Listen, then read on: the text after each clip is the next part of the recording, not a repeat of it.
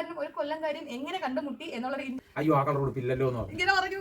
Strict ആയിട്ട് തന്നെ അയാൾ ആ വെയിലത്ത് ഒരു ദിവസം അവിടെ നിർത്തി തിരുമേനി പോയത് പിന്നെ വയറ്റിലാക്കി കൊടുത്തിട്ടാ അങ്ങനെയാണ്. ഹലോ കൂട്ടുകാരെ, എല്ലാവർക്കും നമ്മളുടെ പുതിയൊരു വീഡിയോയിലേക്ക് ഒരിക്കൽ കൂടി സ്വാഗതം. ഓക്കെ, അപ്പൊ നിങ്ങൾ എല്ലാവരും നമ്മുടെ തമ്പനയില് കണ്ടിട്ടായിരിക്കുമല്ലോ നമ്മുടെ വീഡിയോയിലേക്ക് വന്നതല്ലേ. അപ്പൊ നമ്മുടെ ലവ് സ്റ്റോറിയാണ് നമ്മളിന്ന് പറയാൻ പോകുന്നത്. അപ്പൊ ഞങ്ങളുടെ ലവ് സ്റ്റോറി പറയുന്നതിന് മുമ്പ് ഒരു കാര്യം ഞാൻ എടുത്തു പറയാം. കാരണം അച്ചായി ഒരു ഇടുക്കിക്കാരനാണ്, ഞാനൊരു കൊല്ലംകാരിയാണ് കേട്ടോ. അപ്പൊ ഒരു ഇടുക്കിക്കാരനും ഒരു കൊല്ലംകാരിയും എങ്ങനെ കണ്ടുമുട്ടി എന്നുള്ള നമ്മുടെ ഈ ഒരു വീഡിയോക്കകത്ത് ഞാൻ പറയുന്നുണ്ട് കേട്ടോ. അപ്പൊ നമുക്ക് നോക്കാം. ആദ്യം തന്നെ അച്ചായി ഒരു പൂജാരിയാണ്, അത് ഞാൻ പറയുന്നു. പിന്നെ നമ്മുടെ വീഡിയോ സ്ഥിരം കാണുന്ന ആൾക്കാർക്ക് അറിയായിരിക്കും അച്ചായി ഒരു പൂജാരി എന്നുള്ള കാര്യം അറിയായിരിക്കും കേട്ടോ. അപ്പൊ നമ്മൾ അച്ചായി എങ്ങനെയാണ് നമ്മുടെ കൊല്ലം ജില്ലയിലേക്ക് വന്നത് എന്നുള്ള കാര്യം നമുക്ക് ആദ്യം അച്ചായിയോട് തന്നെ ചോദിക്കാം. ഞാൻ അച്ചായി എന്നാണ് വിളിക്കുന്നത് കേട്ടോ. അപ്പൊ അച്ചായി എങ്ങനെയാണ് നമ്മുടെ കൊല്ലം ജില്ലയിലേക്ക് വന്നത്? ഞാൻ 2007 10ാം ക്ലാസ് കഴിഞ്ഞിട്ട് പത്താം ക്ലാസ് മാർച്ചിൽ തീർന്ന് ഏപ്രിൽ മാസം 28ാം തീയതി കണ്ണാട്ടുകുടി നീണ്ടകര കണ്ണാട്ടുകുടി അമ്പലത്തിൽ ഞങ്ങളുടെ വീടിന് തൊട്ടടുത്തുള്ള സന്തോഷം എന്ന് പറഞ്ഞ ശാന്തിയുടെ കൂടെ ആണ് വരുന്നത്. അവിടെ വന്ന് അവിടുത്തെ മേശാന്തിയായ മോഹനശാന്തിയുടെ കൂടെ നിന്നാണ് പൂജയും കാര്യങ്ങളും പഠിച്ചത്. അവിടെ ഏതാണ്ട് 3 വർഷത്തോളം അവിടെ അദ്ദേഹത്തിൻ്റെ കൂടെ കീശാന്തിയായിട്ട് കണ്ണാട്ടുകുടി അമ്പലത്തിൽ നിന്നു. അതിനുശേഷം അതിന് തൊട്ട് അപ്പുറത്ത് തന്നെയുള്ള മണ്ണാത്ര എന്ന് പറഞ്ഞ അമ്പലത്തിലും അദ്ദേഹത്തിൻ്റെ കൂടെ തന്നെ കീശാന്തിയായിട്ട് ഒരു 3 വർഷക്കാലം അവിടെ നിന്നു. അതിനുശേഷമാണ് തുമ്പറ അമ്പലത്തിൽ വരുന്നത്. അവിടെ ഏതാണ്ട് 3 വർഷത്തോളം അവിടെ നിന്നു. ആ 3 വർഷത്തിൻ്റെ ഇടയ്ക്കാണ് ഇദ്ദേഹത്തെ ഞാൻ പരിചയപ്പെടുന്നത്, പ്രേമിക്കുന്നത്. അപ്പൊ ഇനിയുള്ള കഥ ഞാൻ പറയാം. ഓക്കെ, അപ്പൊ നമ്മുടെ അച്ചായി എങ്ങനെയാണ് കൊല്ലത്ത് വന്നതെന്ന് പറഞ്ഞല്ലോ. അപ്പൊ ഇപ്പൊ അച്ചായി പൂജാരിയായിട്ട് നിൽക്കുന്ന ക്ഷേത്രം എന്ന് പറഞ്ഞാല് പട്ടത്താനം ശ്രീ മീനാക്ഷി അമ്മൻ കോവിൽ. അപ്പം തുമ്പറ അമ്പലത്തിലാണല്ലോ അച്ചായി ശാന്തിയായിട്ട് വന്നെന്ന് നിങ്ങളടുത്ത് പറഞ്ഞത്. അപ്പൊ നമ്മൾ ഏകദേശം ഒരു 2013 2014 ആ ഒരു കാലഘട്ടങ്ങളിലായിരിക്കും കണ്ടുമുട്ടുന്നത് അല്ലേ? 2012 അവസാനം. 2012 അവസാനം നിങ്ങൾ. അപ്പൊ ഇനി ഒരു കാര്യം കൂടെ പറയാം, ഞങ്ങൾ തമ്മിൽ ഏജ് ഡിഫറൻസ് എന്ന് പറഞ്ഞാൽ 10 വയസ്സിന്റെ വ്യത്യാസം ഉണ്ടല്ലേ. എനിക്ക് ഇപ്പൊ എന്റെ യഥാർത്ഥ ഏജ് എന്ന് പറഞ്ഞാൽ ഇപ്പോഴത്തെ ഒരു വയസ്സെന്ന് പറഞ്ഞാല് 26 വയസ്സാണ്. ഇപ്പൊ അച്ചായിയുടെ വയസ്സ് 36 വയസ്സ്. അപ്പം എനിക്ക് 12 വയസ്സുള്ള സമയത്താണ് ഞാൻ നമ്മുടെ തിരുമേനിയെ കണ്ടുമുട്ടുന്നത് കേട്ടോ. അപ്പൊ എന്റെ അച്ഛന്റെ വീടാണ് നമ്മുടെ തുമ്പറ അമ്പലത്തിന്റെ ഓപ്പോസിറ്റ് ആണ് അച്ഛന്റെ വീട് കേട്ടോ. അപ്പം ഞങ്ങൾ അവിടെ ആയിരുന്നു. അപ്പോൾ അവിടെ നിൽക്കുന്ന സമയത്ത് എന്ന് പറഞ്ഞാൽ എല്ലാ ദിവസവും തൊഴാൻ പോകണമെന്ന് അച്ചാമ്മയ്ക്കും അച്ചാച്ചനും ഭയങ്കര നിർബന്ധമുള്ള കാര്യമാണ് കേട്ടോ. നമ്മളെ ആ ഒരു സിസ്റ്റം ആണല്ലോ നമ്മുടെ കേരളത്തിൽ, അങ്ങനെയാണല്ലോ. കുട്ടികൾ എല്ലാ ദിവസവും പഠിക്കാൻ പോകുന്നതിന് മുമ്പ് അമ്പലത്തിൽ കയറി തൊഴുത് പ്രാർത്ഥിച്ചിട്ട് വേണം പോകണം, അങ്ങനെയാണല്ലോ അല്ലേ. അപ്പം എൻ്റെ അമ്മയെന്ന് പറഞ്ഞാൽ ഭയങ്കര ഒരു ഭക്തയാണ് കേട്ടോ. പ്രത്യേകിച്ച് അമ്മ പോവാത്ത ക്ഷേത്രങ്ങളോ കാര്യങ്ങളോ ഒന്നുമില്ല. ഈ ക്ഷേത്രങ്ങളിൽ പോകുന്നതും ദീപാരാധന കാണുന്നതൊക്കെ ഇഷ്ടം. പ്രത്യേകിച്ച് ഞങ്ങൾക്ക് തുമ്പറ അമ്പലം വളരെ അടുത്ത്, 1 മിനിറ്റ് ദൂരം ഉണ്ടോ വെച്ചേ?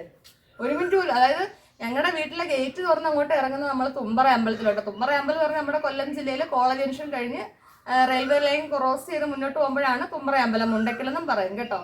ഓക്കെ, അങ്ങനെ ഞങ്ങൾ തൊഴാൻ പോവും. അപ്പം ഞങ്ങൾ അവിടെ നിൽക്കുന്ന ആ സമയങ്ങളിലൊക്കെ നമ്മുടെ വേറൊരു തിരുമേനിമാരാണ് കേട്ടോ. അവരെല്ലാം പോയതിനു ശേഷമാണ് മോഹനശാന്തിയും അച്ചായിയും ഒക്കെ അവിടെ വരുന്നത്. അപ്പോൾ അവരെല്ലാം വന്നു കഴിഞ്ഞു. അപ്പം ഞങ്ങൾ രാവിലെയും ഞാൻ പഠിക്കാൻ പോകുന്നതിന് മുമ്പ് രാവിലെയും തൊഴാൻ പോകും. പിന്നെ വൈകുന്നേരം ദീപാരാധന കാണാൻ അമ്മയുടെ ഒപ്പം പോകും. പഠിക്കുക രാവിലെ നമ്മൾ സ്വാഭാവികമായിട്ട് ഫ്രണ്ട്സൊക്കെ ആയിട്ട് നടന്നു പോകുന്ന കൂട്ടത്തിൽ അവർ പറയും പാടി നമുക്ക് തൊഴുതിട്ട് പോകാമെന്ന് പറയും. അങ്ങനെ ഞങ്ങൾ രാവിലെ കയറി തൊഴുതിട്ട് അങ്ങ് പോകും. പിന്നെ വൈകുന്നേരം അമ്മയുടെ വക ദീപാരാധനയ്ക്ക് പോകുന്ന പരിപാടിയുണ്ട്, അങ്ങനെ അമ്മയുടെ കൂടെ പോകും കേട്ടോ. അങ്ങനെ അപ്പൊ ആ ഒരു സമയത്ത് എന്ന് പറഞ്ഞാൽ എനിക്ക് എന്തുണ്ടായിരുന്നു വെച്ചേ, നല്ല മുടി ഉണ്ടായിരുന്നു. അപ്പൊ മുടിയാണ് ഞാൻ ശ്രദ്ധിച്ചത്.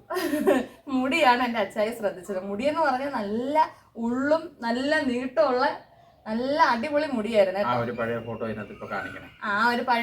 ഫോട്ടോ അച്ചായി പറഞ്ഞ ഒരു അഭിപ്രായം പ്രകാരം നമ്മളിപ്പോ കാണിക്കുന്നതായിരിക്കും കേട്ടോ. അത്രയ്ക്ക് നല്ല തിക്നെസ് ഉള്ള, ഫോട്ടോയിൽ കാണുന്നതിനെക്കാട്ടി നല്ല രീതിയിലുള്ള മുടി ഉണ്ടായിരുന്നു കേട്ടോ. അത്രയ്ക്കും ആ ഒരു അച്ചായി കാണുന്ന സമയത്തുള്ള മുടിയുടെ ഫോട്ടോസ് ഒന്നും ശരിക്കും പറഞ്ഞാൽ ഞാൻ എടുത്തിട്ടില്ലെന്നാണ് തോന്നുന്നത്. അത് എടുത്തിട്ടില്ലേ? ദിവസം ഞാൻ അമ്മയില്ലാതെ വൈകുന്നേരം അമ്പലത്തിൽ തൊഴാനായിട്ട് പോയി കേട്ടോ. നമ്മുടെ തൊട്ടടുത്താണല്ലോ, അതുകൊണ്ട് പിന്നെ കുഴപ്പമൊന്നുമില്ല. അങ്ങനെ ദിവസം തൊഴാൻ ചെന്നപ്പോഴത്തേക്ക് നമ്മളെല്ല പെട്ടെന്ന് കുളിച്ചിട്ട് എന്താ പറയണ്ടേ, മുടി അഴിച്ചിട്ടിട്ട് അങ്ങ് പോയതാണ്. പെട്ടെന്ന് കെട്ടി വെക്കാനോ ഒന്നും ഇവിടെ ഞാൻ ഒന്നാമത്തെ കാര്യം എനിക്ക് അറിയത്തില്ല. 10-12 വയസ്സല്ലേ ഉള്ളൂ, ഒന്നും അന്നേരം 13 വയസ്സുണ്ട് കേട്ടോ, ഒന്നും അറിയത്തില്ല. അങ്ങനെ ക്ഷേത്രത്തിലേക്ക് ചെന്നു. അപ്പം ഞാൻ പറയുന്ന മൊട്ട തിരുമേനി എന്നാണ് ഈ തിരുമേനിയെ പറയുന്നത്, വേറെ ഒന്നും കൊണ്ടല്ല. അന്ന് അച്ചായി എന്തുവായിരുന്നു ചെയ്തിരുന്നേ? അന്ന് എന്താ വൃശ്ചികമാസോ മുടി നല്ല മൊട്ട അടിച്ചൊരു സമയമായിരുന്നു കേട്ടോ. ഓക്കെ, അങ്ങനെ ഞാൻ അകത്തോട്ട് ചെന്നപ്പോൾ തന്നെ തിരുമേനി പെട്ടപ്പോൾ നമ്മളുടെ ഇതുവരെ അങ്ങനെ ആരും ചൂടായിട്ടോ ഒന്നുമില്ല. അപ്പൊ നമ്മളെ സംബന്ധിച്ച് അമ്പലത്തിലെ പൂജാരി മാത്രമാണ്, അന്ന് നമുക്ക് ഒരു റിലേഷൻഷിപ്പും ഒന്നുമില്ല. അങ്ങനെ നമ്മൾ ചെന്നപ്പോഴത്തേക്ക് പെട്ടെന്ന് നമ്മൾ വഴക്കുറടെ ഇയാളെടുത്ത് പറഞ്ഞില്ലേ ഇങ്ങനെ മുടി അഴിച്ചിട്ട് വരരുത്, മുടി കെട്ടി വെച്ചുകൂടെ, അങ്ങനെ പറഞ്ഞ് ഒത്തിരി വഴക്ക് പറയട്ടോ. എനിക്ക് അങ്ങനെ തന്നെ ഭയങ്കര വിഷമമായിരുന്നു. നമ്മളെ ഇത്രയും ആൾക്കാർ, നമ്മൾ അറിയാവുന്ന ആൾക്കാരോട് ഉള്ളതല്ല. അപ്പൊ അറിയാവുന്ന ആൾക്കാരെ മുമ്പിൽ വെച്ച് ഒരു തിരുമേനി നമ്മളെ വഴക്ക് പറയുകയും ചെയ്ത് ഞാനൊക്കെ സത്യം പറഞ്ഞാൽ നാണം കെട്ടുപോയി. നാണം കെട്ട് അങ്ങനെ വീട്ടിൽ നിന്ന് അച്ചാച്ചൻ്റെ അടുത്ത്, അച്ചാമ്മയുടെ അടുത്ത്, അമ്മയുടെ അടുത്ത് എല്ലാം പറഞ്ഞു. ആ അമ്പലത്തിൽ നിൽക്കുന്ന ആ മുട്ടയടിച്ച് തിരുമേനി ഉണ്ടല്ലോ, അയാൾ എന്നെ വഴക്ക് പറഞ്ഞെന്ന് പറഞ്ഞു. അപ്പൊ അച്ചാച്ചൻ പറഞ്ഞൊരു കാര്യം ചെയ്യും, നമുക്ക് അവിടുത്തെ സെക്രട്ടറി എടുത്തും ആൾക്കാരുടെ അടുത്തൊക്കെ ഞാൻ പറയാം എന്ന് പറഞ്ഞു. അപ്പൊ അച്ചാച്ചൻ വഴക്കൻ്റെ ഒന്നും ആവശ്യമില്ല, അതെന്നെ സമാധാനിപ്പിക്കാൻ വേണ്ടി കൊച്ചു പിള്ളേരല്ലേ, നമ്മളെ സമാധാനിപ്പിക്കാൻ വേണ്ടി വീട്ടുകാരങ്ങനെ പറയുന്നതാണ്. തിരുമേനി പറഞ്ഞാലും കുറ്റം പറയാൻ പറ്റുമോ? ഇപ്പം ബോധം വന്നപ്പോഴാണ് എനിക്ക് മനസ്സിലായത് നമ്മൾ മുടി കഴിച്ചിട്ട് അങ്ങനെ കയറിക്കൂടായിരുന്നു. ഒന്നാമത് അത്രയും മുടിയും ഉണ്ട്. ഓക്കെ, അതെല്ലാം കഴിഞ്ഞ് പിന്നെ എല്ലാ ദിവസവും അമ്മയുടെ കൂടെ വൈകുന്നേരം തൊഴാനായിട്ട് ഇത് അതുപോലെ ചെല്ലും. അപ്പൊ അതുപോലെ ചെല്ലുമ്പോഴത്തേക്ക് എന്താ പറയാ, കാണാനൊക്കെ നല്ല സുന്ദര കുട്ടനായിരുന്നു കേട്ടോ, അല്ലയോ? നമുക്കിപ്പോൾ ഒരാളോട് ഒരു ഇഷ്ടം തോന്നണമെങ്കിൽ എന്തെങ്കിലും, എന്നെ സംബന്ധിച്ച് ഒന്നിൽ അവരുടെ എന്താ പറയാ, അവരുടെ ഒരു ആറ്റിറ്റ്യൂഡ്, അതല്ലെങ്കിൽ അവരുടെ ഒരു സൗന്ദര്യം, ഒരാളോട് നമുക്കൊരു ഇഷ്ടം തോന്നണമെങ്കിൽ അതിൽ നമുക്ക് എന്തെങ്കിലും ഒരു പ്രത്യേകത ഉണ്ടെങ്കിലാണ്. അപ്പൊ അച്ചായിയെ സംബന്ധിച്ച് എനിക്ക് ഇഷ്ടം തോന്നിയപ്പോൾ കൊള്ളാം, നല്ല ഇപ്പൊ ഈ കാണുന്നതൊക്കെ ഇത്ര വലിയ വണ്ണമോ കാര്യങ്ങളോ ഒന്നും ഇല്ലായിരുന്നു. നല്ല രസമായിരുന്നു അച്ചായിയെ കാണാൻ കേട്ടോ. അവിടെ നല്ല രസമായിരുന്നു അച്ചായിയെ കാണാൻ. അപ്പൊ എനിക്ക് ഇങ്ങനെ വഴക്ക് പറഞ്ഞ് പിന്നെയും ഒരു ദിവസം ഞാൻ ഒറ്റയ്ക്ക് തന്നെ തൊഴാൻ ചെന്നപ്പോൾ മുടിയൊക്കെ കെട്ടി വളരെ മര്യാദയുടെ രീതിയിലാണ് ചെന്നത്. അന്നേരം എനിക്ക് ഒരു ഇലക്കകത്തൊരു റോസാപ്പൂവൊക്കെ തന്നു, ഭയങ്കര സന്തോഷമായി കേട്ടോ. അന്നേരം വിചാരിച്ച് തിരുമേനി പാവം വഴക്ക് പറഞ്ഞുകൊണ്ട് സമാധാനിപ്പിക്കാനായിരിക്കും നല്ലൊരു റോസാപ്പൂവൊക്കെ തന്നെന്നാണ് വിചാരിച്ചത്. അല്ല, സത്യം പറഞ്ഞാൽ സത്യം കേട്ടോളൂ. സംഭവം എന്താന്ന് വെച്ചാല് അന്ന് വന്നിട്ട് എന്തോ ചരട് ഏതാണ്ട് ജപിക്കാൻ എഴുതി. അപ്പൊ ചരട് ജപിച്ചു കൊടുത്ത കൂട്ടത്തിൽ പൂ എടുത്ത് വെച്ച കൂട്ടത്തിൽ അതിനകത്തൊരു റോസാപ്പൂ ഉണ്ടായിരുന്നു, അല്ലാതെ ഞാൻ മനഃപൂർവ്വം കൊടുത്തതല്ല. കേട്ടല്ലേ, ഇതാണ് സത്യം. പക്ഷേ നമ്മളൊക്കെ ഞാനൊക്കെ തെറ്റിദ്ധരിച്ചു, ചിലപ്പോൾ ഈ തിരുമേനി എന്റെ സമാധാനിപ്പിക്കാൻ വേണ്ടി എനിക്കൊരു പൂവൊക്കെ തന്നേന്ന് പറഞ്ഞ് ഞാൻ ഭയങ്കര സന്തോഷിച്ചു. പിന്നെ ഇനി എൻ്റെ ഒരു പ്രത്യേകത പറയാം. എൻ്റെ അച്ഛനെന്ന് പറഞ്ഞാൽ ഞാൻ 4ാം ക്ലാസ്സിൽ പഠിച്ചപ്പോൾ മരിച്ചതാണ് കേട്ടോ. അതുകൊണ്ട് തന്നെ എന്ത് ചെറിയ കാര്യങ്ങളുണ്ടെങ്കിൽ തന്നെയും അത് വീട്ടിൽ അമ്മ എടുത്തായാലും അച്ഛാമ്മ എടുത്തായാലും ഞാൻ അപ്പോഴേ പോയി പറയും. ഇപ്പൊ എനിക്ക് ഒരാളോട് ഇഷ്ടം തോന്നിക്കോട്ടെ, എന്ത് കാര്യം, അങ്ങനെയാണ് എന്നെ പഠിപ്പിച്ചേക്കുന്നത്. എന്ത് കാര്യം ഉണ്ടെങ്കിലും അപ്പോഴേ ഞാനങ്ങ് പറഞ്ഞു പോകും. അങ്ങനെയാണ് നമ്മൾ വളർത്തിയെടുത്തത്, ആ ഒരു രീതിയാണ്. അപ്പോൾ തന്നെ എൻ്റെ മനസ്സിൽ എനിക്ക് അങ്ങനെ കുറേ വട്ടം പോയി തിരുമേനി ഇഷ്ടമായി. ഞാൻ ആദ്യം തന്നെ അമ്മ എടുത്ത് എന്ന് പറഞ്ഞ, അമ്മ എനിക്ക് ആ അമ്പലത്തിൽ നിൽക്കുന്ന മുട്ട തിരുമി, ഇങ്ങനെ തന്നെ പറയുന്നത്. അമ്മ അന്നേരം വിചാരിച്ചോണ്ട് 8ാം ക്ലാസ്സിൽ പഠിക്കുന്ന പെണ്ണെന്ത് എന്ന് പറയുന്നതൊക്കെ ആയിരിക്കും അമ്മയുടെ ഒരു ചിന്ത. അപ്പൊ അമ്മ എനിക്ക് അമ്പലത്തിൽ നിൽക്കുന്ന മുട്ട തിരുമേനി എനിക്ക് ഇഷ്ടപ്പെട്ടെന്ന് പറഞ്ഞു കേട്ടാ. അന്നേരം അപ്പൊ ഈ പറയുന്നതെന്നൊക്കെ ചോദിച്ചു. ഞാൻ പറഞ്ഞ അമ്മ കാര്യമായിട്ട് പറഞ്ഞ എപ്പോഴായാലും ഞാൻ വളർന്ന് വലുതാകുമ്പോൾ എനിക്ക് ആ തിരുമേനിയെ കെട്ടിച്ച് തരുമോ കേട്ടോ. ഇനി അമ്മ സമ്മതപൂർവ്വം പറഞ്ഞാണോ അതോ ഇനി എന്നെ സമാധാനിപ്പിക്കാൻ പറഞ്ഞറിയത്തില്ല. മോള് വിഷമിക്കേണ്ട, എന്തായാലും നിന്റെ ആഗ്രഹപ്രകാരം നീ എന്ന് വളർന്ന് വലുതാകുന്നു, നിനക്ക് കല്യാണപ്രായം ആകുമ്പം ആ തിരുമേനിയെ കൊണ്ട് തന്നെ അമ്മ കെട്ടിക്കാവുന്നൊരു വാക്ക് അമ്മ എനിക്കും തന്നു. ഓക്കെ, ഇനിയാണ് എനിക്ക് മനസ്സിൽ ഇഷ്ടമുണ്ട്. തിരുമേനി എടുത്ത് ഞാൻ ഈ കാര്യം പറഞ്ഞിട്ടുമില്ല. ഈ തിരുമേനിയെ കണ്ട എനിക്ക് സത്യം പറഞ്ഞാൽ പേടിയാവും. മനുഷ്യന്റെ മുഖത്ത് നോക്കിയത് ചിരിക്കത്ത പോലും ഇല്ലായിരുന്നു ഈ തിരുമേനി കേട്ടോ. ഒന്നാതെ മുട്ടയുമാണ്, പിന്നെ ചിരിക്കത്തും അങ്ങനൊന്നുമില്ല. നമ്മളിപ്പോ ചന്ദനം മേടിക്കാൻ ചെന്നാൽ തന്നെ ചന്ദനം എങ്ങനെ തരുന്നത്, ചന്ദനം ഇങ്ങനെ എറിഞ്ഞാണ് തരുന്നത്, മനസ്സിലായ? ഈ കാണിച്ച കണക്കൊന്നും അല്ല. അപ്പം ഒന്നാമത് പെൺപിള്ളാരെ നോക്കത്തില്ല, ഈ ആരെയും നോക്കത്തില്ല. മുഖം എപ്പോൾ നോക്കിയാലും ഭയങ്കര ദേഷ്യ ഭാവം. ഇത് കാണുമ്പോൾ തന്നെ നമുക്കൊരു ബുദ്ധിമുട്ടുണ്ട്. പിന്നെ എൻ്റെ മനസ്സിൽ ഇഷ്ടമുണ്ട്. അപ്പോൾ ഇഷ്ടമുണ്ട്, എനിക്കിത് പറയണമെന്നുകൊണ്ട്. പിന്നെ ഒന്നാമത്തെ കാര്യം എന്ന് പറഞ്ഞാൽ ഞാൻ പിന്നെ പറയുന്നതിന് മുമ്പ് ഞാൻ കുറച്ച് കാര്യങ്ങൾ ചിന്തിച്ചു. നമുക്ക് ആദ്യം ഈ പുള്ളിക്ക്, അതായത് തിരുമേനിക്ക് നമ്മളുടെ അടുത്തൊരു, ഒന്നാമത് തിരുമേനി എന്നെ മോളെ എന്നാണ് വിളിക്കുന്നത്. നിങ്ങൾ അതാദ്യം മനസ്സിലാക്കണം.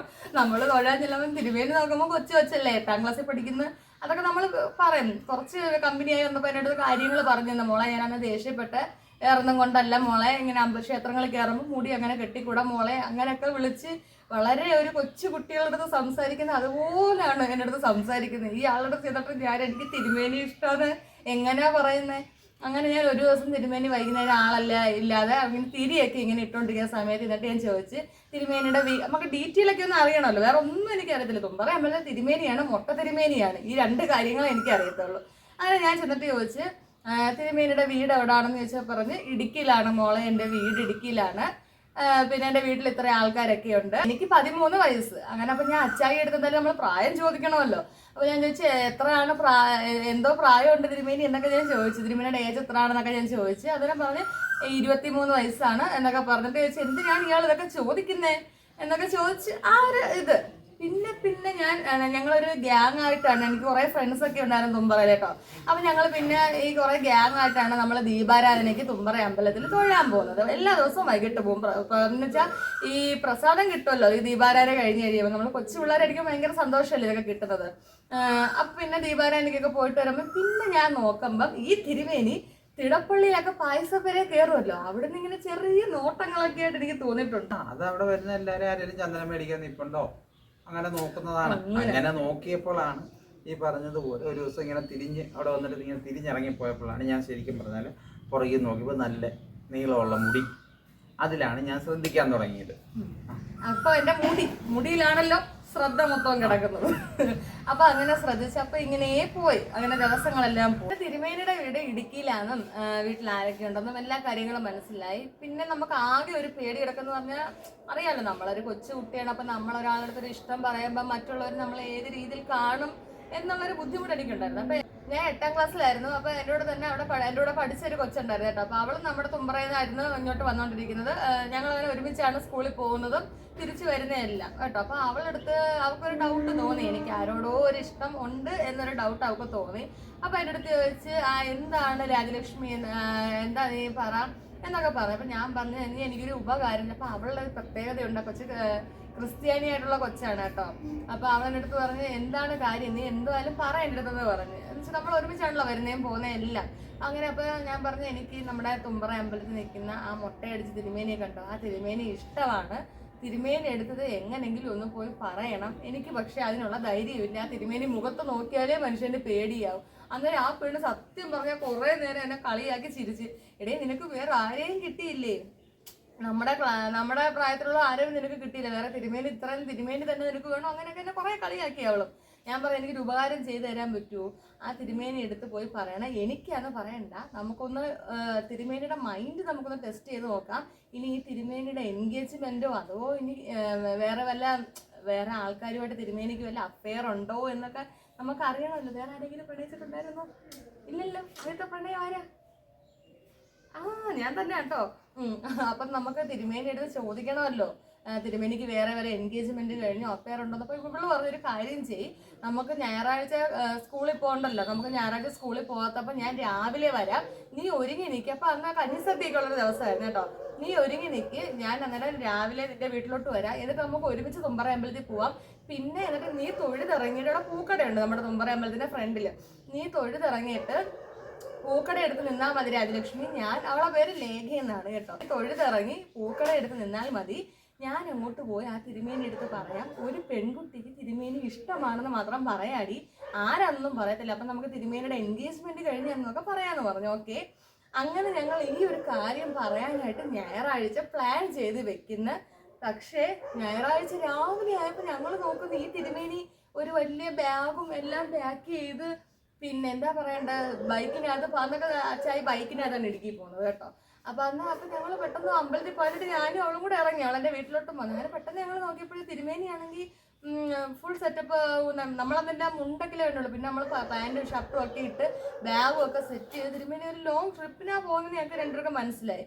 അപ്പൊ ഞാൻ ചോദിച്ചു, അയ്യോ ശാന്തി ഇത് എവിടെ പോവുക എന്ന് ചോദിച്ചു. അങ്ങനെ പറഞ്ഞു എൻ്റെ വീട്ടിൽ ഇടുക്കിയിലേക്ക് പോവുക, ഞാൻ എൻ്റെ വീട്ടിൽ ഇടുക്കിയിലേക്ക് പോവാന്ന് പറയട്ടോ. അപ്പൊ ഞാനും ലേഖയും വീണ്ടും ചമ്മി, എടി തിരുമേനി ഇടുക്കി പോകുന്നത് ഇനി എപ്പോ വരുവടി എന്നുള്ളൊരു ഫീല്. ഇടുക്കി പോയിട്ട് വന്നു കേട്ടോ. അപ്പൊ നിങ്ങളെ എന്തെങ്കിലും ഒരു വീഡിയോക്കകത്ത് സൗണ്ട് കേൾക്കുന്നുണ്ടെ ക്ഷമിക്കണം, നമ്മുടെ വീടിന്റെ തൊട്ടപ്പുറത്ത് ഒരു വീട് പണി നടക്കുന്നു കേട്ടോ. അതിന്റെ ഒരു സൗണ്ടിന്റെ ബുദ്ധിമുട്ടുണ്ടാകൊണ്ടാണ് നമ്മൾ ഈ പല മരത്തിന്റെ മൂലയുടെ ഒക്കെ ചവിട്ടി നിങ്ങൾ വീഡിയോ എടുക്കുന്നത്. അകത്തിരിക്കാന്ന് വെച്ചാൽ ഒത്തിരി വെട്ടം ഇല്ല, അതുകൊണ്ടാണേ.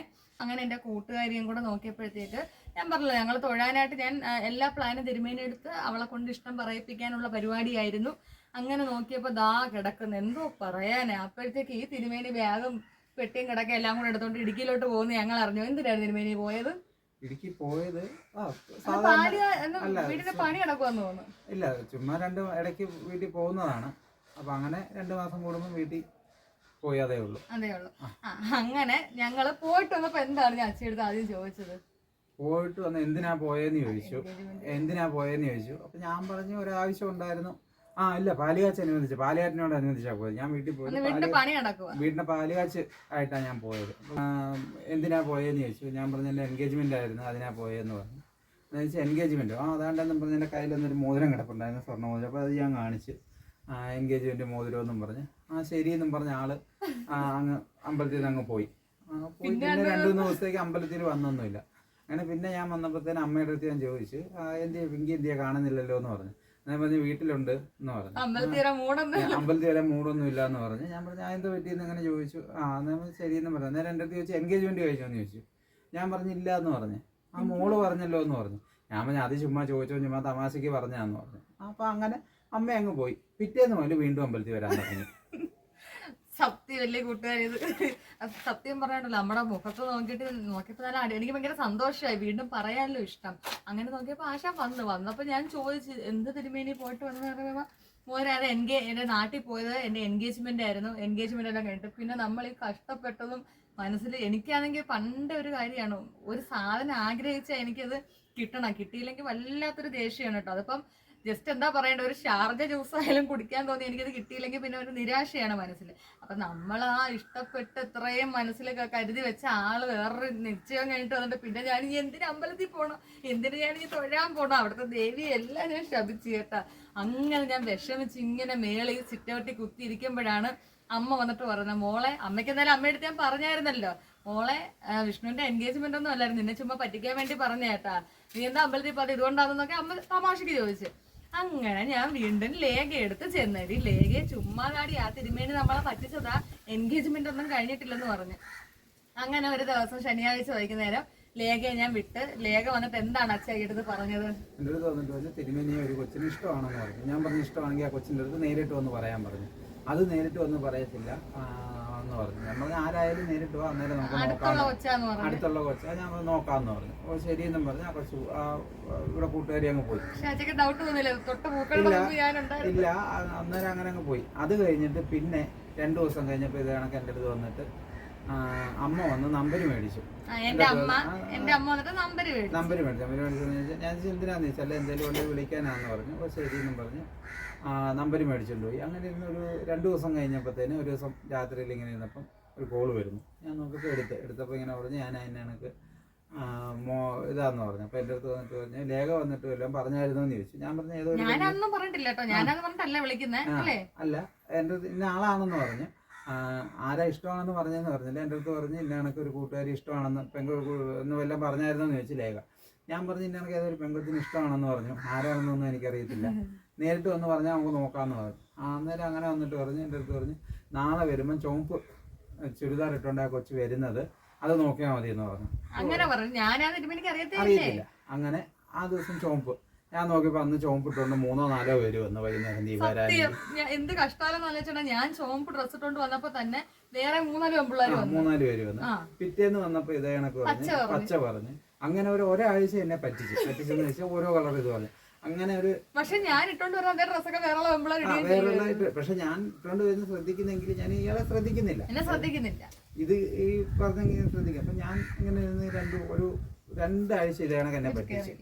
2 ആഴ്ച എന്നെ ഇതേ കണക്ക് പറ്റിച്ചു കഴിഞ്ഞപ്പോൾ ഒരു ദിവസം എൻ്റെ തോന്നി നാളെ വരുമ്പോൾ ഞാൻ റോസ് ഉടുപ്പിട്ടുകൊണ്ട് വരുമെന്ന് പറഞ്ഞു. അല്ല ഞാനെന്നല്ല പറഞ്ഞു, ഞാൻ നാളെ വരുമ്പോൾ ആ കൊച്ചു റോസ് ഉടുപ്പിട്ടുകൊണ്ട് വരാന്ന് പറഞ്ഞു. നാളെ ഉറപ്പായിട്ടും അല്ല റോസ് ഉടുപ്പ് ഇട്ടുകൊണ്ട് വരാന്ന് പറഞ്ഞു. ശരി എന്ന് പറഞ്ഞു. അന്ന് റോസ് ഉടുപ്പ്. പിറ്റേന്ന് ഇതേ കണക്ക് എൻ്റെ അടുത്ത് പറഞ്ഞ് ഏതോ ഒരു കളർ ഇങ്ങനെ പറഞ്ഞിട്ട് ഇട്ടുകൊണ്ട് വരാന്ന് പറഞ്ഞിട്ട് എടുത്ത വൈകി ഓർക്കാതെ പറഞ്ഞു അയ്യോ ആ കളർ ഉടുപ്പില്ലല്ലോ എന്ന് പറഞ്ഞു. അറിയാതെ പറഞ്ഞു. അന്നേരം ഞാൻ ക്ലിക്ക് ചെയ്തു. അത് ശരി, അപ്പോൾ ഇതാണ്. അപ്പം ഞാനും വിചാരിച്ചു പറ്റിക്കാന്ന്. അപ്പം പിറ്റേ എൻ്റെ അടുത്ത് പറഞ്ഞു ഈ ഇട്ടുകൊണ്ട് വരാമെന്ന് പറഞ്ഞാൽ ആ കളറില്ല, വേറെ കളർ ഇട്ടുകൊണ്ട് വരാമെന്ന് ഇട്ടുകൊണ്ട് വന്നതിൻ്റെ അന്ന് തന്നെ വേറൊരു വെച്ച് ഇതേ കളർ ഉടുപ്പ് ഇട്ടുകൊണ്ട് വന്നു. അപ്പം ഞാൻ പറഞ്ഞു ഞാൻ ആളെ കണ്ടുപിടിച്ചെന്ന് പറഞ്ഞു. ആളെ കണ്ടുപിടിച്ചെന്ന് പറഞ്ഞു. അപ്പം ഞാൻ കണ്ടുപിടിച്ച് ഞാൻ ഈ നമ്പരൊക്കെ ഇനി ഞാൻ നേരിട്ട് സംസാരിച്ചോളാം എന്നൊക്കെ പറഞ്ഞ് അങ്ങനെ എങ്ങനെയാന്നൊക്കെ പറഞ്ഞ് ഇങ്ങനെ ഇരുന്നു. അത് പിറ്റേന്ന് വന്നപ്പോൾ എൻ്റെ അടുത്ത് ചോദിച്ചു സംസാരിച്ചോന്ന് ചോദിച്ചു. ഞാൻ പറഞ്ഞു ഞാൻ സംസാരിച്ച് ആളെ എനിക്ക് ആരാന്ന് ചോദിച്ചു. ഞാൻ പറഞ്ഞു അതൊക്കെ ഉണ്ട് ആളാ, നിങ്ങൾക്കറിയാലോ, പിന്നെ ഇപ്പം ഞാൻ പറയേണ്ട കാര്യമില്ലല്ലോ എന്ന് പറഞ്ഞു. അല്ല എന്നാലും കണ്ടുപിടിച്ചതിന് തെളിവെന്തുവാന്ന് ചോദിച്ചു. കണ്ടുപിടിച്ചതിന് തെളിവെന്തുവാന്ന് ചോദിച്ചു. അപ്പം ഞാൻ പറഞ്ഞത് അന്ന് വന്നപ്പോഴത്തേന് ഇത് ഇട്ടിട്ടുണ്ടായിരുന്നു. അത് ഇല്ലല്ലോ, അത് ഇട്ടിട്ടില്ലായിരുന്നു. അപ്പോൾ പിറ്റേന്ന് വന്നപ്പം പിറ്റേന്ന് എൻ്റെ അടുത്ത് ഡ്രസ്സിൻ്റെ കളറൊന്നും പറഞ്ഞില്ല. അപ്പം എൻ്റെ അടുത്ത് ചോദിച്ചു ഇന്ന് വന്നായിരുന്നു എന്ന് ചോദിച്ചു. അല്ല ഞാൻ പറഞ്ഞത് ഇന്ന് വന്നായിരുന്നല്ലോ, ഇന്ന കളർ ഡ്രസ്സായിട്ടിരുന്നു. അപ്പം ഞാൻ അങ്ങോട്ട് പറ്റിക്കുന്നതെന്ന് മനസ്സിലാകുന്നില്ല. ഞാൻ 2 ദിവസവും ഈ പറഞ്ഞതുപോലെ ഇവളിട്ടുകൊണ്ട് വന്ന ഡ്രസ്സിൻ്റെ കളർ തന്നെയാണ് ഞാൻ പറയുന്നത്. പക്ഷെ ആളിത് ശ്രദ്ധിക്കുന്നില്ല. അങ്ങനെ അവസാനം എൻ്റെ അടുത്ത് പറഞ്ഞു അത് ആളെ കണ്ടുപിടിച്ചോ എന്ന് ചോദിച്ചു. ഞാൻ പറഞ്ഞു ഞാൻ ആളെ കണ്ടുപിടിച്ചു, ഇനി നിങ്ങൾക്ക് വിശ്വാസം ഇല്ലെങ്കിൽ ആ ആളുടെ അടുത്ത് ചോദിച്ചോളാൻ പറഞ്ഞു. അന്നേരം പറഞ്ഞു അതാരാ, അപ്പം ഞാൻ വേറൊരാളുടെ പേര് പറഞ്ഞു. എന്റെ കൂട്ടുകാർ നിങ്ങൾ ആലോചിച്ചോണം, അവിടെ സ്ഥിരം തൊഴാൻ വരുന്ന ഇവരുടെ കൂടെ തന്നെ തൊഴാൻ. ഞാൻ ആ കൊച്ചല്ലേ എന്ന് ചോദിച്ചു. അന്നേരം പറഞ്ഞ് അയ്യോ ആ കൊച്ചൊന്നും അല്ല. ഞാൻ പറഞ്ഞു ആര് പറഞ്ഞ്, ഇന്ന ദിവസം ഇതാണല്ലോ ഇട്ടുകൊണ്ട് വന്നേന്നൊക്കെ പറഞ്ഞു. അന്നേരം പറഞ്ഞ് അതല്ല, അത് വേറെ ആളാ, അത് ഞാൻ തന്നെ ആണെന്ന് പറഞ്ഞു. ഞാൻ പറഞ്ഞ് ഞാൻ പറഞ്ഞു എനിക്കെങ്ങും വേണ്ട എന്ന് പറഞ്ഞു. അല്ല അങ്ങനല്ല, അതിനു മുമ്പ് ഞാൻ എന്റെ പേര് പറയുന്നതിന് മുമ്പ് ഫോണിൽ വിളിച്ചായിരുന്നല്ല. അന്ന് എന്റെ ചേച്ചിയുടെ കല്യാണ സമയമാണ്. അപ്പം അവർ ആ കല്യാണ സമയത്തിന് ഡ്രസ്സൊക്കെ എടുക്കാനായിട്ട് വീട്ടിൽ നിന്ന് എല്ലാവരും പോയ സമയത്ത് ഞാൻ ഫോണിൽ വിളിച്ചിട്ട് പറഞ്ഞു ഞാൻ ഇപ്പൊ പറയാം തിരുമേനി പറഞ്ഞായിരുന്നല്ലോ വേറൊരു പെണ്ണ അത് എന്റെ കൂടെ തൊഴാൻ വരുന്ന പെണ്ണാ, അപ്പൊ ആ പെണ്ണിനെ ഇഷ്ടമാണെന്ന് അറിഞ്ഞ് എല്ലാം പറഞ്ഞു. അപ്പൊ ഞാൻ വിചാരിച്ചത് ഞാൻ എതിലേ കൂടെ പോലും എനിക്ക് പാര വരുന്നൊരു സമയം. ഞാൻ വിചാരിച്ച കാര്യം ചെയ്യും, ഞാൻ ആ ഇഷ്ടമുള്ള പെണ്ണിന്റെ കാര്യങ്ങൾ പറഞ്ഞുതരാം. ആ പെണ്ണിന്റെ പേര് ഞാൻ പറയാം, പേരിന്റെ അവസാനം സ്പെല്ലിങ് ഞാൻ പറയാം, അത് വായിച്ചെടുത്ത് മനസ്സിലാക്കാൻ പറഞ്ഞു. അപ്പൊ എന്റെ പേരെന്ന് പറഞ്ഞാൽ രാജലക്ഷ്മി എന്നാണ് കേട്ടോ. അപ്പൊ ലാസ്റ്റ് I മുതൽ IM എന്നിങ്ങനെ ഞാൻ പറയാൻ തുടങ്ങി. തിരുമേനി അടുത്ത് ഞാൻ പറഞ്ഞൊരു കാര്യം ചെയ്യും, ആ IM എന്നുള്ള കാര്യങ്ങൾ എഴുതിയെടുത്തു, എന്നിട്ട് വായിച്ച് മനസ്സിലാക്കാൻ പറഞ്ഞു. പറഞ്ഞ് രാജലക്ഷ്മി. ഞാൻ പറഞ്ഞ് അപ്പൊ തിരുമേനി ഇങ്ങോട്ട് ഓരോന്ന് ചോദിക്കാൻ തുടങ്ങി, വീട് തുമ്പറ അമ്പലത്തിന്റെ അടുത്താണോ, പിന്നെ അങ്ങനെ ചോദിച്ചേ. ഇങ്ങനെ ഞാൻ ചോദിച്ചപ്പോ ഇതിനകണക്കാണ് ആളെ എനിക്ക് ഓൾറെഡി എനിക്ക് ആളെ മനസ്സിലായി. അപ്പൊ ഞാൻ മനസ്സിലാകാത്താണ് ഇരിക്കുക. അപ്പം ഞാൻ വേറെ ആളാണെന്ന് പറഞ്ഞ് പറ്റിച്ചോണ്ടിരിക്കുക. അപ്പൊ എൻ്റെ അടുത്ത് പറഞ്ഞ് ഞാൻ പേര് പറയത്തില്ല, സ്പെല്ലിങ് പറയാന്ന് പറഞ്ഞു. അന്നേരം എൻ്റെ അടുത്ത് ആദ്യമേ ഇതേ കണക്ക് പറഞ്ഞ് ഈ RAJA പറയുന്നതിന് മുമ്പ് രാജലക്ഷ്മി എന്നുള്ളത്, ലക്ഷ്മി എന്ന് പറഞ്ഞാൽ അത് തന്നെ. ഞാൻ പറഞ്ഞു ലക്ഷ്മി അത് തന്നെ, ലക്ഷ്മി അത് തന്നെ എന്ന് പറഞ്ഞു. അയ്യോ അതല്ല ഇനി ബാക്കിയുണ്ട്. ഞാൻ പറഞ്ഞില്ല, ഞാൻ മനസ്സിലാക്കിയ ആൾ അതാണെന്ന് പറഞ്ഞു. അന്നേരം പറഞ്ഞു അതല്ല ഇതാണ് സ്പെല്ലിംഗ് എന്ന് പറഞ്ഞു. ഞാൻ പറഞ്ഞിട്ടോ എനിക്ക് മനസ്സിലായി ഇയാൾ സീരിയസ് ആണോ എന്താണെന്ന് കാര്യങ്ങൾ തിരക്കി. അപ്പം ആണെന്നെല്ലാം പറഞ്ഞു. പിന്നെ ഞങ്ങൾ 2 ദിവസം ഇങ്ങനെ ഫോണിലൊക്കെ സംസാരിച്ച് കഴിഞ്ഞ് ഒരു ദിവസം ഇത് കണക്ക് എന്തോ കാര്യത്തിന് ഇങ്ങനെ ഇരുന്നപ്പോൾ ഞാൻ ഉച്ചയ്ക്ക് അങ്ങോട്ട് പോയപ്പോൾ ഒരു അച്ഛാമ്മയും അമ്മയും കൂടെ അവിടെ ഇരിക്കും. കാര്യം അവർക്കെല്ലാം അറിയാം, ഞാൻ അവരോടൊന്നും പറയാൻ ഞാൻ പറഞ്ഞില്ല, ഞാൻ ഒരു കാര്യം അച്ഛാമ്മയോടോ അമ്മയോടോ പറയാതിരിക്കത്തില്ല. അപ്പൊ അവരുടെ അടുത്ത് പറഞ്ഞപ്പോൾ അവർക്ക് സമ്മതമാണ്. കാര്യം കൊച്ചാണ് പറഞ്ഞത്, 8ാം ക്ലാസ്സിൽ പഠിക്കുന്ന കൊച്ചു പറഞ്ഞ കാര്യങ്ങൾ ആര് വകവെക്കാനാണ്. ഒരുപക്ഷെ എന്റെ പേടിയും അത് തന്നെയായിരുന്നു. കാര്യം 10-23 വയസ്സുള്ള ഒരാൾ നമ്മളെ എപ്പോഴും കാണുമ്പോൾ മോളേന്ന് ആ ഒരു കൊച്ചു കുട്ടി എന്ന് കാണുന്ന ഒരു രീതി. അപ്പൊ അങ്ങനെ ഒരാളുടെ അടുത്ത് ഇരുന്ന് ഇഷ്ടം പറയുമ്പോ എന്തായാലും പറഞ്ഞ് തിരുമേനിക്ക് എന്നെ ഇഷ്ടമാണെന്ന് സമ്മതിച്ച് അത് നേരെ ഒരു ദിവസം ഞാൻ നെട്ടിപ്പോയി. നേരെ നോക്കുമ്പോ ഞങ്ങളെ വീട്ടിലോട്ട് കയറി വരുവാ. ഞാൻ അങ്ങനെ അവിടെ അമ്പലത്തിന്റെ അവിടെ കടയിലോട്ട് പോയപ്പോഴത്തേന് അവിടെ വീടിന്റെ ഫ്രണ്ടിൽ അച്ഛാമ്മയും അമ്മയും കൂടി ഇരിക്കുന്നു. അപ്പൊ ഞാൻ ഇങ്ങനെ അങ്ങോട്ട് കയറി ചെന്ന് ഗേറ്റ് തുറന്ന് കയറി ചെന്ന്. അപ്പൊ അച്ഛൻ പറഞ്ഞു ആ മോനെ ഇരി. ഞാൻ പറഞ്ഞു കയറുന്നില്ല, ഞാൻ ഒരു കാര്യം പറയാനായിട്ട് വന്നതാന്ന് പറഞ്ഞു. എന്താന്ന് ചോദിച്ചു. അപ്പൊ ഞാൻ പറഞ്ഞ കണക്ക് എനിക്കിവിടുത്തെ കൊച്ചിനെ ഇഷ്ടമാണ്, ഇപ്പൊ വേണ്ട, അല്ല ഞാൻ സമയമാകുമ്പോ ഞാൻ വന്ന് ചോദിച്ചാൽ എനിക്ക് കല്യാണം കഴിച്ചു തരുമോ എന്ന് ചോദിച്ചു. ഈ പൊട്ടിപ്പെണ്ണിനെയാണോന്ന് ചോദിച്ചു. അന്നേരം ഞാൻ പറഞ്ഞ അതെ ഇപ്പോഴല്ല, എനിക്ക് കല്യാണം സമയമാകുമ്പോ ഞാൻ വീട്ടിൽ നിന്ന് ആളെ കൊണ്ടുവന്ന് ചോദിച്ചാൽ നടത്തി തരുമോ എന്ന് ചോദിച്ചു. അന്നേരം അച്ഛാമ്മ പറഞ്ഞ കാര്യമുണ്ട്, അത് നമുക്ക് അന്നേരം ആലോചിക്കാം. പക്ഷെ എന്റെ കൂട്ടത്തിൽ അമ്മ പറഞ്ഞൊരു കാര്യമുണ്ട്, അമ്മ അന്നേരം പറഞ്ഞ കാര്യമുണ്ട്, എപ്പോഴായാലും മോന്റെ കാര്യം കഴിഞ്ഞിട്ട് വേറൊരാളെ ചിന്തിക്കുള്ളൂ. അന്ന് അവിടുന്ന് പോയി. പിന്നെ ഇതിന്റെ ഇടയ്ക്കെന്ന് വെച്ച് കഴിഞ്ഞാൽ പിന്നെ ഒരു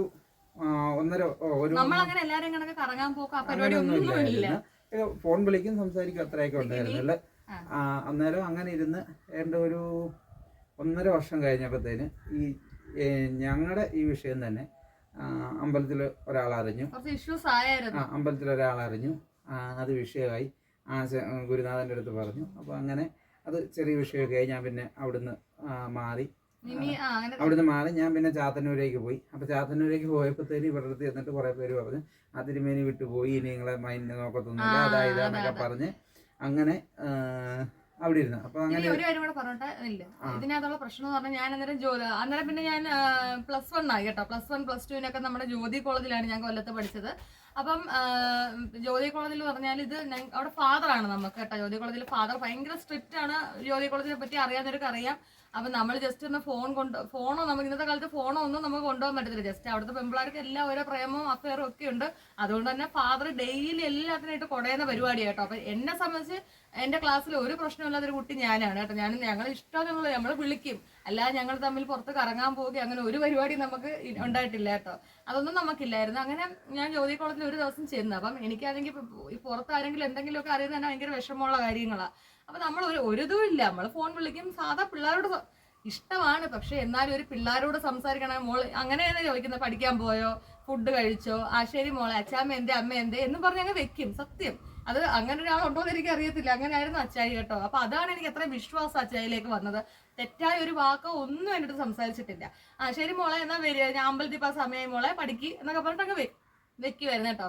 അങ്ങനെ ഒരു ദിവസം ഞാൻ ജ്യോതി കോളേജില് ഒരു മിസ്സുള്ള, മിസ്സിന്റെ പേര് ഞാൻ കറക്റ്റ് ഓർക്കുന്നില്ല. അത് പക്ഷെ അച്ഛയുടെ ഒരു ഫ്രണ്ടിന്റെ മാമിയായിരുന്നല്ലോ, പേര് ഞാൻ ഓർക്കുന്നില്ല. പക്ഷെ അവരെടുത്ത് നമ്മുടെ തുമ്പറക്കാരോ പറഞ്ഞു കൊടുത്ത് തിരുമേനിയുമായിട്ട് ഈ കൊച്ചിന് അഫയർ ആണോ വേണ്ടാത്ത എന്തോ കഥകളൊക്കെ പറഞ്ഞു കൊടുത്ത് ഇവര് ജ്യോതി കോളേജിൽ വന്ന് പറഞ്ഞു. അന്നേരം ഞാൻ തുമ്പറമ്പലത്തിൽ നിന്ന് പോയായിരുന്നു. ശാന്തി അങ്ങ് പോയി, ശാന്തി പോയി.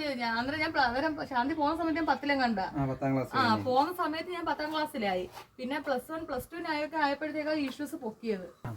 +1 ആയപ്പോഴത്തേക്കാണ് അങ്ങനെ ഈ ടീച്ചർ വന്ന് ഫാദറിന്റെ അടുത്ത് പറഞ്ഞു ഈ കൊച്ചിന് കറക്കമുണ്ട്, വേണ്ടാത്ത കാര്യമുണ്ട്, അങ്ങനെ ഒരുപാട് എന്തൊക്കെ മോശമായിട്ട് ഒരുപാട് കാര്യങ്ങൾ പറഞ്ഞു കൊടുത്ത് ഫാദർ എന്നെ ഒരു ഒറ്റ ദിവസമാണ് പുറത്ത്, ജ്യോതി കോളേജിന്റെ പുറത്ത് തന്നെ ഒരു ഒറ്റ ദിവസം നിർത്തി. അവിടുന്ന് ഞാൻ പുറത്തോട്ട്, എന്താണ്, കോളേജിന്റെ പുറത്തോട്ട് പോകാനും പാടില്ല, അകത്തോട്ട് കയറാനും പാടില്ല.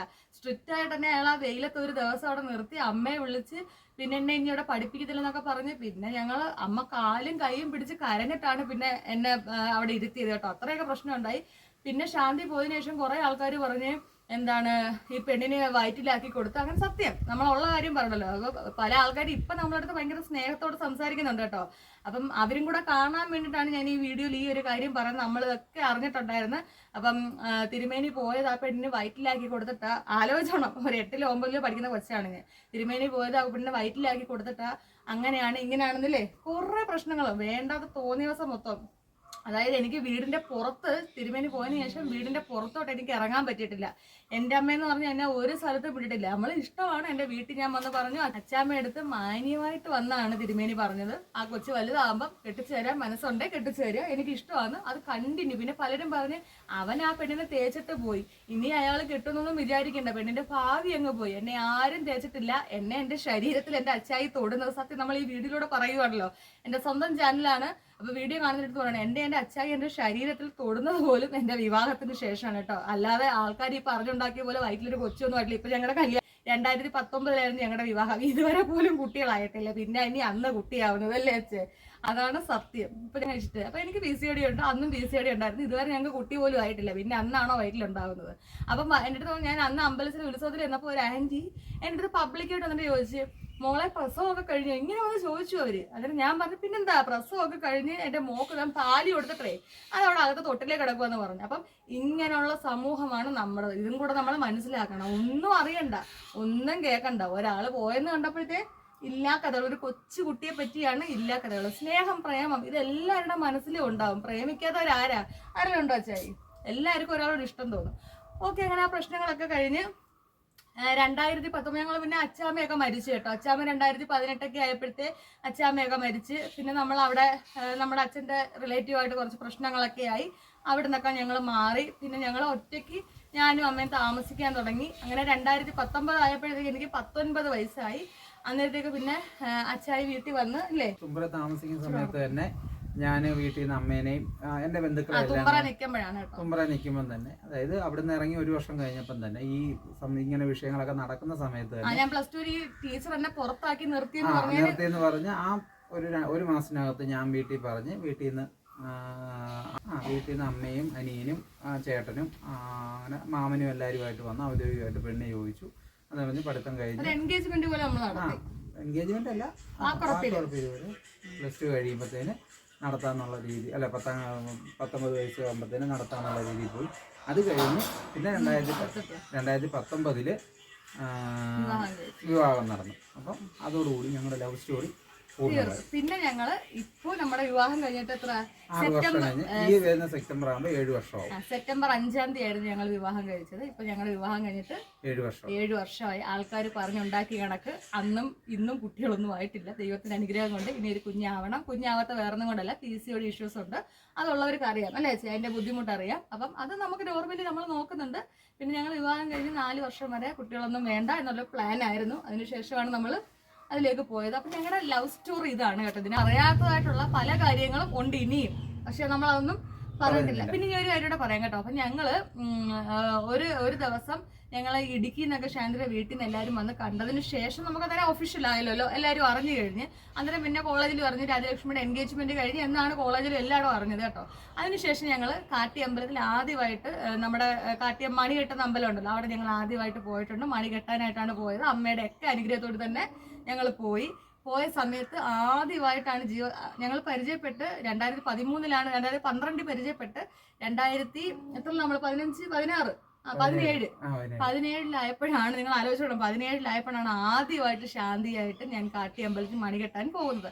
അവിടെ പോയിട്ട് ഒരു സെൽഫി എടുക്കട്ടെ എന്ന് ചോദിച്ചൊരു സെൽഫി എടുത്താൽ അന്നേരം ഞാൻ എങ്ങനെയാ നിന്നത് ഇങ്ങനെ. എനിക്ക് അന്നേരം അതിനുപോലും താല്പര്യമില്ല, ആ ഒരു പൊസിഷനിലായിരുന്നു കേട്ടോ. അപ്പൊ ആ ഒരു ഫോട്ടോ നമ്മളിവിടെ കൊടുത്തേക്കാം. അപ്പൊ ഞങ്ങളുടെ ലവ് സ്റ്റോറി ഇതാണ്. ഇപ്പോഴും ഞങ്ങള് വിത്ത് അറേഞ്ച്ഡ് മാരേജ് നല്ല അടിപൊളിയായിട്ട് നാട്ടുകാരെയും വീട്ടുകാരെയും എല്ലാം വിളിച്ച് നല്ല അടിപൊളി കല്യാണമായിട്ടാണ് നമ്മള് നടത്തിയത്. അപ്പൊ കല്യാണ ഫോട്ടോസ് ഇതിനകത്ത് കൊടുത്തേക്കാം കേട്ടോ. അപ്പൊ എല്ലാവർക്കും നല്ല സപ്പോർട്ടായിരുന്നു, ഒരു കുഴപ്പമില്ല. പിന്നെ ഏറ്റവും വലിയ സപ്പോർട്ട് എന്റെ അമ്മ തന്നെയാണ്. എത്ര മല കുലുങ്ങിയിട്ട് പോലും അമ്മ കുലുങ്ങിയില്ലെന്നാണ് സത്യം. അമ്മ പറഞ്ഞ വാക്ക് അമ്മ പാലിച്ചതും ചെയ്തിട്ടുണ്ടല്ലേ. അങ്ങനെ എന്റെ അച്ചായിയെ ഞാൻ സ്വന്തമാക്കി. ഇന്നും ഞാൻ എന്റെ അച്ചായിക്ക് ആരാണ്? പിങ്കിമോള് തന്നെയാണ്. അപ്പൊ പലരും നമ്മളെ വീഡിയോ കാണുന്നവരൊക്കെ വിചാരിക്കും പിങ്കിമോള്. പക്ഷെ എന്നെ പരിചയപ്പെട്ട കാലം മുതൽ എന്താ വിളിക്കുന്നത്? അങ്ങനെയാണ് വിളിക്കുന്നത്. അങ്ങനെ ശീലിച്ചപ്പോ എനിക്ക് 50 വയസ്സായാലും അച്ചായിക്ക് ഞാൻ പിങ്കിമോള് തന്നെയാണ്. എനിക്ക് എന്റെ അച്ചായിയുമാണ് കേട്ടോ. അപ്പൊ ഞാൻ ശാന്തി എന്നാണ് വിളിച്ചോണ്ടിരുന്നത്. ഇഷ്ടപ്പെട്ടതാ. അപ്പൊ ഞാൻ കല്യാണത്തിന് ശേഷമാണ് ഈ അച്ചായി എന്ന് വിളിക്കാൻ. അല്ല, ഞാൻ തിരുമേനി അല്ലെ ശാന്തി എന്നായിരുന്നു വിളിക്കുന്നത്. അപ്പൊ ഇടുക്കിയിൽ അമ്മ വിളിക്കുമ്പോഴേ അമ്മ പറയും മോളെ ശാന്തി എന്തിയ മോളെ എന്നാണ് അമ്മ വരെ ചോദിച്ചിട്ടുള്ളത് കേട്ടോ. പിന്നെ ഞാൻ ആ വിളി മാറ്റി എനിക്ക് അച്ചായി എന്ന് വിളിക്കാൻ. അച്ചാന്ന് വിളിച്ച് കൊതി തീരുന്നതിന് മുമ്പ് എന്റെ അച്ഛൻ മരിച്ചുപോയി. അതിനുശേഷം ഇപ്പൊ ഞാൻ അച്ചായി എന്നിട്ടപ്പോ എന്റെ അച്ചായി എന്നാണ് ഇപ്പൊ ഞാൻ വിളിക്കുക. അപ്പൊ എനിക്ക് അച്ഛന്റെ സ്നേഹവും ഭർത്താവിന്റെ സ്നേഹവും മകന്റെ സ്നേഹവും എല്ലാം വരുന്നുണ്ട്. അച്ചായിയാണ്, എന്റെ ഹസ്ബൻഡാണ്, എന്റെ മകനാണ്, എല്ലാമാണ് കേട്ടോ. അപ്പോഴേ എല്ലാവരും ഞങ്ങളെ കളിയാക്കി എല്ലാവർക്കുള്ള മറുപടിയാണ് ഞങ്ങളുടെ ഒരുമിച്ചുള്ള ഈ ഒരു ജീവിതം. ഞങ്ങൾ മരണ സമയം വരെ ഞങ്ങൾ ഒരുമിച്ച് തന്നെ ആയിരിക്കും എന്നാണ് നമുക്ക് പറയാനുള്ളത്. വേറെ ഒന്നും പറയാനില്ല. ആരൊക്കെ തകർക്കാൻ നോക്കിയിട്ടും തകർക്കാൻ പറ്റാത്തൊരു ബന്ധമാണ് ഞങ്ങളുടേത്. പരിചയപ്പെട്ടു കല്യാണം കഴിഞ്ഞിട്ട് 6 വർഷം. ഇനി വരാൻ പോകുന്ന സെപ്റ്റംബർ 5 ആകുമ്പോഴേ 7 വർഷം ആകത്തില്ല. അതിന് മുമ്പ് തന്നെ എത്രയോ വർഷങ്ങളുള്ള ബന്ധമാണ് നമ്മൾ തമ്മിലുള്ളത്. വേറെ ഒന്നുമല്ല, സ്നേഹബന്ധം.